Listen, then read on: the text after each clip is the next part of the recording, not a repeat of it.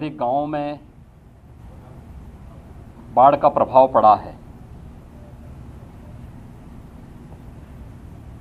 ये बाढ़ प्रदेश के अंदर हुई बरसात से कम राजस्थान, मध्य प्रदेश में और हरियाणा से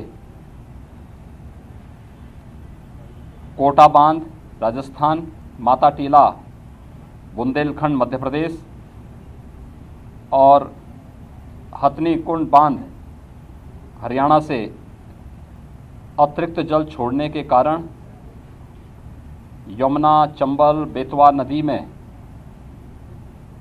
अत्यधिक जल प्रवाह के कारण बाढ़ से लगभग 24 जनपद प्रदेश के अंदर प्रभावित हुए हैं, जिनमें 600 से अधिक गांवों पर इसका असर पड़ा है। मैंने इन जनपदों की व्यापक वहां पर निरीक्षण भी किया है और बाढ़ प्रभावित क्षेत्रों की समीक्षा भी की है। मैं भी हमीरपुर, जालौन, इटावा और औरैया होकर के आया। कल मैं वाराणसी में था। वाराणसी से कल मैंने चंदौली, मिर्ज़ापुर, भदोही इन जनपदों के भी बाढ़ राहत कार्यों की समीक्षा की। आज मैं स्वयं यहाँ पर गाजीपुर जनपद में आया हूँ। गंगा जी के तटवर्ती क्षेत्रों में बाढ़ के कारण लगभग 32 राजस्व गांव प्रभावित हुए हैं। लगभग 1.5 लाख की आबादी कम और ज़्यादा इससे प्रभावित हुई है। मैंने अभी बाढ़ पीड़ितों को दी जाने वाली राहत सामग्री का भी निरीक्षण किया और साथ ही साथ जनप्रतिनिधियों के मार्गदर्शन में, उनके नेतृत्व में जिला प्रशासन के द्वारा राहत कार्यों को किए जाने की समीक्षा भी की है। युद्ध स्तर पर कार्य चल रहे हैं। हर प्रभावित गांव में नाव या फिर एसडीआरएफ, एनडीआरएफ या पीएसी की फ्लड यूनिट को लगाने की कार्रवाई पूरी की जा चुकी है। युद्ध स्तर पर राहत कार्य चल रहे हैं। कुछ परिवारों को जहां पर जिनके घरों में पानी घुस चुका है, उन्हें सुरक्षित राहत शिविरों में लाकर के उनके लिए उस प्रकार की राहत सामग्री के साथ साथ फूड पैकेट के वितरण की कार्रवाई भी संपन्न हो रही है। जिला प्रशासन को स्पष्ट निर्देश दिए गए हैं कि हर एक प्रभावित गांव के लिए एक नोडल अधिकारी की तैनाती जो पहले से है उसका और पुख्ता किए जाने की आवश्यकता है।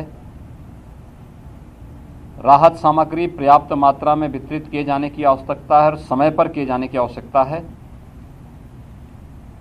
इसके अलावा इस बात को ध्यान में रखने की आवश्यकता है कि नदी रात्रि से स्थिर है और अब धीरे धीरे करके पानी घटता हुआ दिखाई दे रहा है।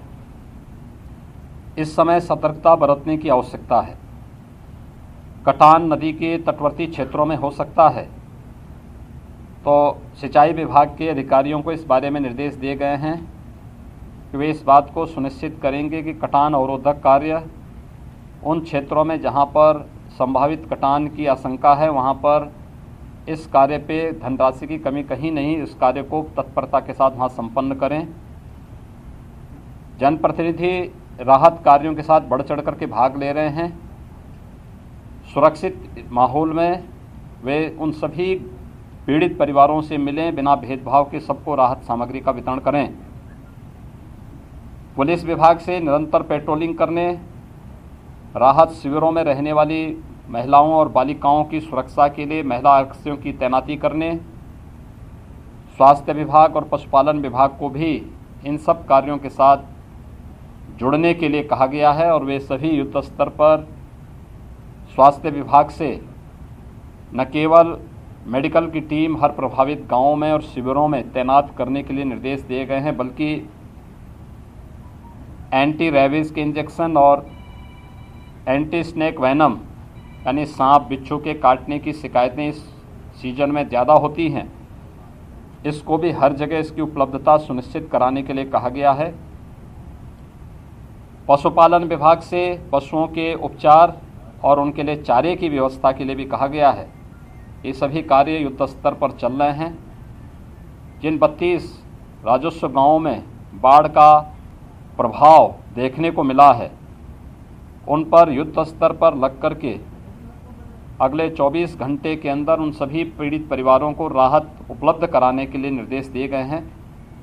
कार्य संतोषजनक ढंग से राहत कार्य चल रहे हैं और मैं विश्वास के साथ कह सकता हूं कि कोरोना महामारी के दौरान जनप्रतिनिधियों ने, प्रशासन ने हेल्थ वर्कर्स और कोरोना वॉरियर्स के साथ मिलकर के जो प्रदर्शन किया है, इस बाढ़ जैसी आपदा का भी सामना इसी तत्परता के साथ सभी लोग मिलकर के करेंगे। लेटेस्ट खबरें पाने के लिए कल्याण टुडे चैनल को सब्सक्राइब करें और नोटिफिकेशन पाने के लिए बेल आइकॉन बजाएं।